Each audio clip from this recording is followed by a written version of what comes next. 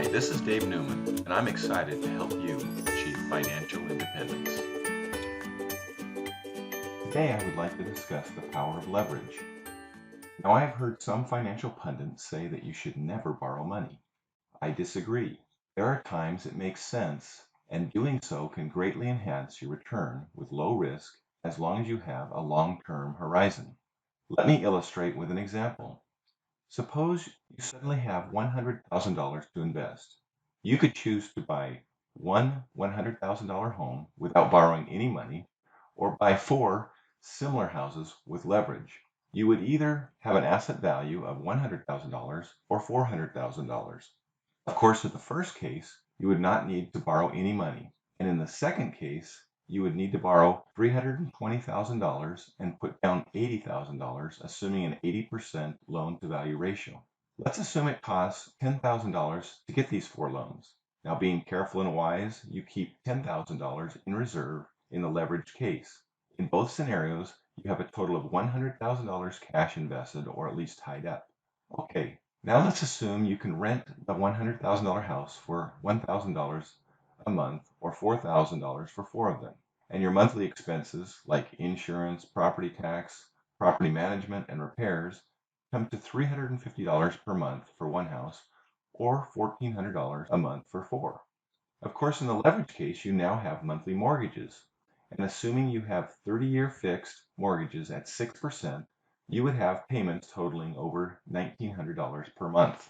Okay, now let's take the rental income and subtract the expenses and mortgages and multiply by 12 to get an annual cash flow of $7,800 for one house and a little less than $8,200 for four houses. That gives a cash-on-cash return of either 7.8% or 8.2%.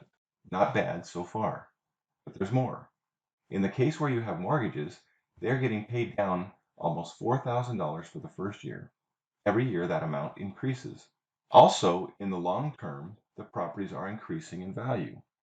The national long-term average appreciation is 5%. So using that number, we get $5,000 a year for one house and $20,000 for four. Now, if we add everything up, we get a 12.8% total annual return from buying one house. That is quite respectable. However, in the leverage case, you get a whopping 32%. I hope you can see now why I like leverage. There are some other factors to consider.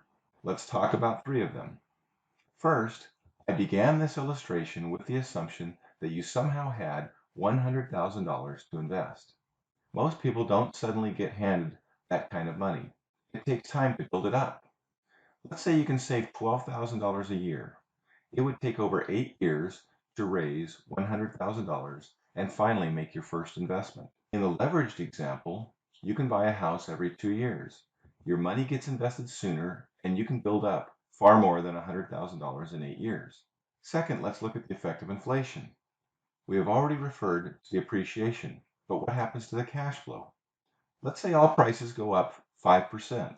So with one house, the rent is raised by 5% or $50.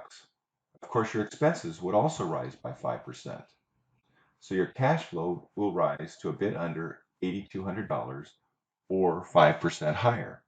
So you are protected from inflation, but your buying power has not increased. In the leverage case, your rents go up and your expenses go up. Your mortgage, however, stays fixed, so your cash flow goes up to over $9,700, which is 19% higher than it was. Your buying power has increased.